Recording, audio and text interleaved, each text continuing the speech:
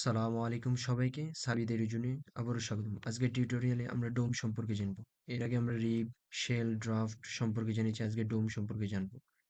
তো ডোমের কাজ হচ্ছে কোনো একটি সারফেসকে বাড়ানো বা কমানোর কাজ। তো চলো শুরু করা যাক। এখানে আমরা ফাইলে যাব, ফাইলে দেখবো ইনসার্ট একটি বাটন রয়েছে, সেখানে ক্লিক করব। ফিচার্সে যাব, ফিচার্সে যাওয়ার পর আমরা এখানে দেখবো, এখানে যত আমরা টুল রয়েছে উপরে স্লাইডে শো করে সবগুলো এখানে আমরা পাবো। এখানে আমরা ডোম অপশনটা দেখলাম, ডোমে ক্লিক করব। যে সার্ভিসটাকে আমরা বাড়াবো সেটাতে ক্লিক করব, ধরুন এটা বাড়াবো। দেখো এটা কতটুকু বাড়াবে সেটা তোমার উপর ডিপেন্ড করবে, সেটা রিকোয়ারমেন্ট অনুযায়ী। এখানে আস্তে আস্তে বাড়ানো কমানো করতে পারি। এখানে নিচ দিয়েও আমরা বাড়াইতে পারি, কমাইতে পারি। তো আমরা উপর দিয়ে বাড়াইলাম, যে ওকে অপশনে ক্লিক করলাম, এই যে ওকে হয়ে গেল। আবার যদি এডিট করতে চাই তাহলে এডিট অপশনে ক্লিক করব।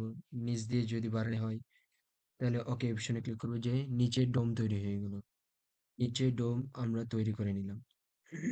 আবার এডিট অপশনে যদি যাই, নিচে না আবার উপরে নিয়ে নিলাম, এই ডোমটা থেকে গেল।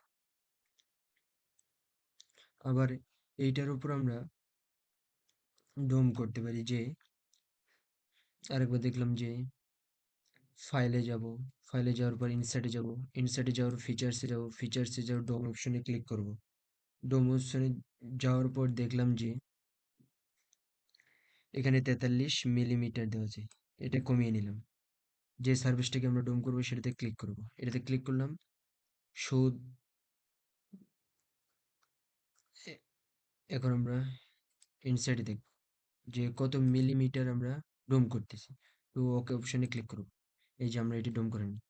সো ডোমের কাজ হচ্ছে কোনো একটা সারফেসকে বাড়ানো বা কমানো, বিভিন্ন থ্রিডি অবজেক্ট তৈরি করার জন্য এটি একটি গুরুত্বপূর্ণ টুল হিসেবে কাজ করবে।